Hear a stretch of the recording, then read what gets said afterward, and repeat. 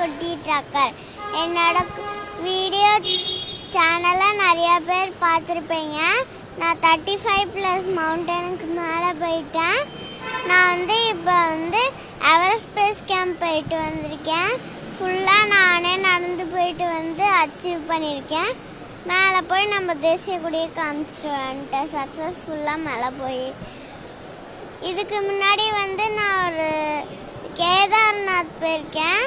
அதுக்கப்புறம் இந்த snow mountain மேலே. இந்த 10 நாள் எப்படி இருந்தது? நமக்கு ஈஸியாக இருந்ததா கஷ்டமாக இருந்ததா? கஷ்டமாகவும் இருந்தது, கொஞ்சம் ஈஸியாகவும் இருந்தது. எத்தனை பேர் போனோம் நம்ம?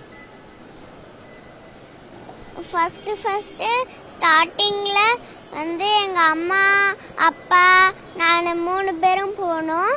எங்கள் குரூப்போடு நடக்க ஆரம்பிச்சு 3 நாளில் எங்கள் அம்மாவுக்கு உடம்பு சரியில்லை. அதனால நாங்கள் எங்கள் அம்மாவை புங்கிட்டங்காங்கிற ஒரு ஊர்லேயே தங்க வச்சுட்டு நானும் அப்பா கைடு அங்கிள் மட்டும் மேலே போயிட்டு அச்சீவ் பண்ணிட்டு வந்துட்டோம். முதல்ல எப்போதும் நாங்கள் இந்த ஃபால்ஸு ட்ரக்கிங் அந்த மாதிரி போக மாட்டோம்.